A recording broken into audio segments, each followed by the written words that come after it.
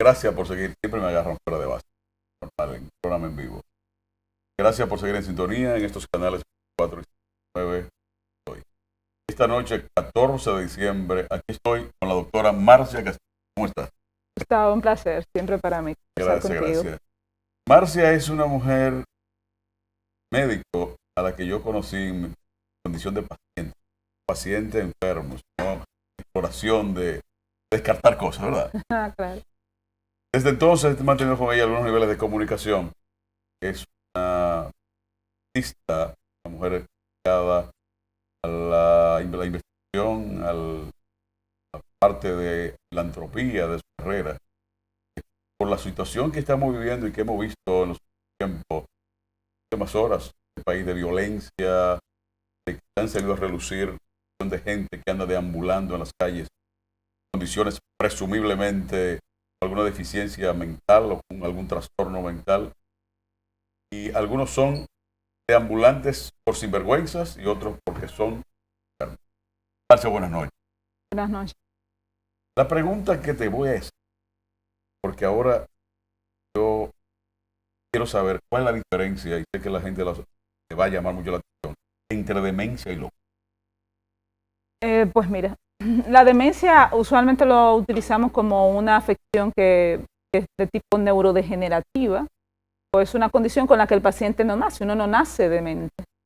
Generalmente cuando hablamos de locura, que también es un término que ya no se usa, sino una persona con una afección psiquiátrica, que vive con una afección psiquiátrica, por ejemplo, esquizofrenia, trastorno afectivo bipolar, o cualesquiera que fuere, según las clasificaciones del DSM-5. Sin embargo, la demencia suele ser un paciente que ha estado sano y por algún tipo de situación orgánica, ya sea, por ejemplo, una enfermedad de Alzheimer, que es la demencia más frecuente, luego de la vascular, y por otros trastornos, por ejemplo, demencia alcohólica, demencia por carencias nutricionales, demencias por lesiones vasculares en estructuras específicas.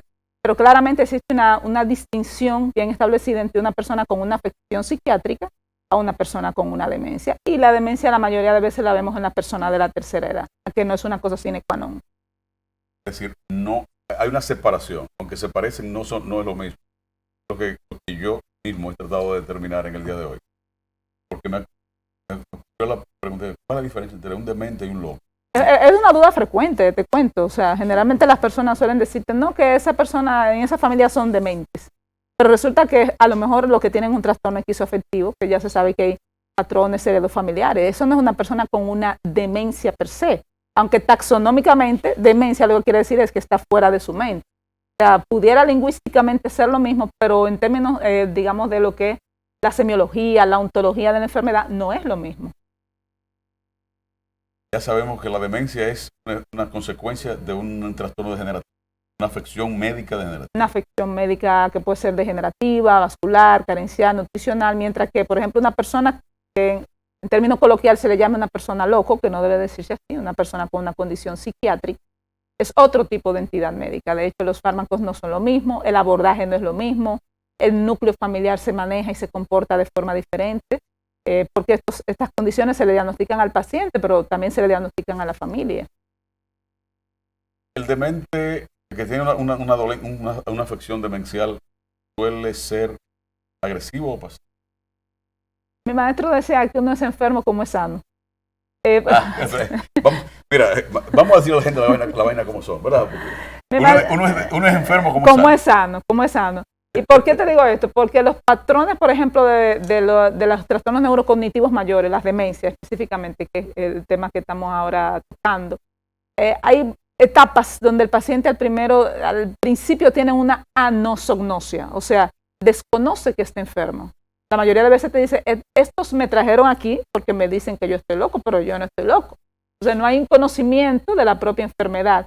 Y luego suele haber una etapa donde el paciente empieza a presentar ciertas alteraciones cognitivo, conductuales, comportamentales, donde sí puede haber agresividad. Por ejemplo, después cae a las 6 de la tarde, el famoso estado crepuscular, donde el paciente que tiene estas condiciones dice, me voy para mi casa, esto no es mi casa, alucina, se pone violento. Luego que la enfermedad va avanzando en su proceso cronológico, entonces entra en un estado como de medio pasividad, porque ya hay cierto mutismo, o sea, el paciente no habla, tiene una quinesia, casi no se mueve, está postrado, pero son los estadios muy avanzados. O sea, pero los patrones de presentación de la demencia. Por ejemplo, el caso cero de la demencia, el caso cero de Alzheimer, de Alzheimer, que es nosotros decimos que hay pacientes más famosos que el médico. Esta es una de las pacientes más famosas de la medicina, Agustín Deter, llegó con un delirio celopático, un hombre que era un trabajador. Entonces ella decía que el hombre, que él era infiel con qué sé yo cuántas mujeres, un señor de casi 70 años. Y a Alois Alzheimer le dio seguimiento hasta el final, hasta inclusive le hizo su necropsia y se dio cuenta de las alteraciones neuropatológicas. Pero fíjate que ese patrón empezó así con celotipia. Algunos empiezan, o sea, celos patológicos. ¿Las mujeres celosas y los hombres celosos pueden tener ese problema? Siempre y cuando sea un celo patológico que no sean personas. Por definición, todos tenemos algo de celo. Estamos hablando de celotipia, ya de la enfermedad. Celopatológico. De la celopatología. Existe el delirio celopatológico, que no es específicamente el síndrome de Otelo, que llamamos síndrome de Otelo. No es específicamente del Alzheimer, pero en los pacientes con Alzheimer a veces puede haber en las mujeres más celotipia. En los hombres hay más celotipia. En las mujeres lo que suele haber es esa sensación de acusar, de que me están robando la cosa, que me están escondiendo la cosa, ese tipo de manifestaciones clínicas. Pero la celotipia sí, las alteraciones del comportamiento. Por ejemplo, vemos en los pacientes con demencia frontotemporal, que es una entidad clínica, muchas alteraciones del talante, de la memoria. Papá no es como era, pero papá no era así.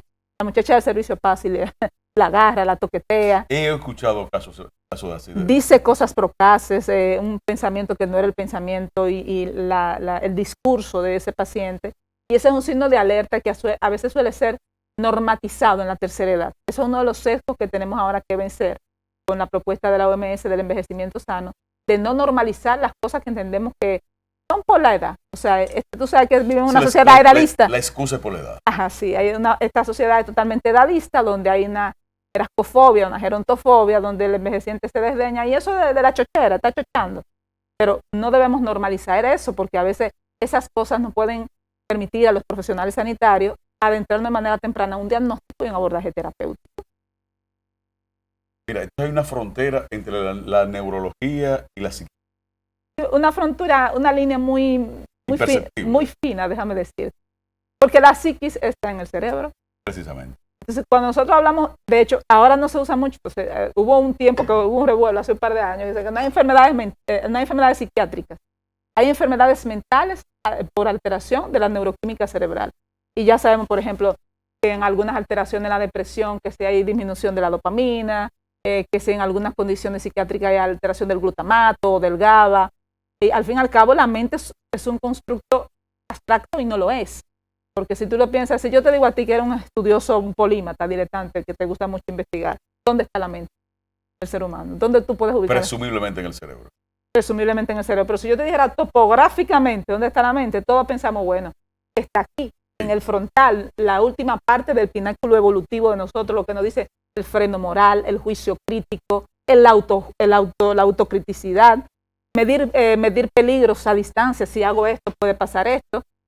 La conciencia se llama conciencia. Y la autoconciencia, porque también existe la autoconciencia. ¿Quién soy? ¿Dónde estoy? ¿Hacia dónde voy? ¿Cuál es mi proyecto de vida?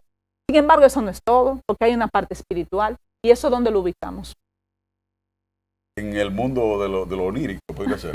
Es un poco complejo, porque así también la espiritualidad no se le puede dar un aspecto anatómico. O sea, no. Eso es algo construido. O sea, por eso nosotros en neurología y psiquiatría preferimos usar el término sistema de creencias, que tal vez es más holístico, pero para no caer en religiones, que tú sabes que entonces generan problemas. Han dividido más que lo que han unido, yendo en contrario con lo que es su nombre, porque religar es dispersar para volver a unir.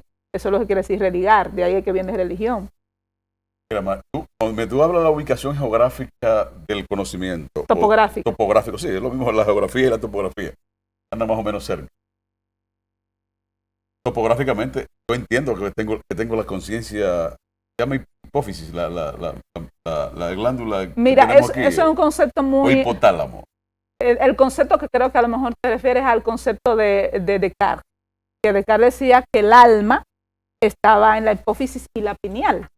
Él no estaba tan desacertado. Tú sabes que él tenía sus teorías de la dicotomía y esto, pero se habla mucho de la hipófisis porque tiene que ver con la regulación de lo que es el equilibrio neurohormonal. Y nosotros somos hormonas.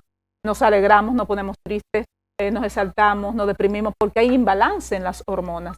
Y en cuanto al tema de la pineal, les recuerdo que si nosotros hacemos un mapa topográfico entre aquí y aquí, estaría lo que los hinduistas llaman el tercer ojo, el ojo de la conciencia. Va muy en consonancia con el tema de lo que es esa parte que nos conecta con la supraconciencia, pero ya esos son aspectos tal vez no tan médicos. Entiendo. Vamos a la primera pausa. Gracias por seguir en sintonía. No le cambie. Volvemos en breve en esta interesantísima conversación. La doctora Marcia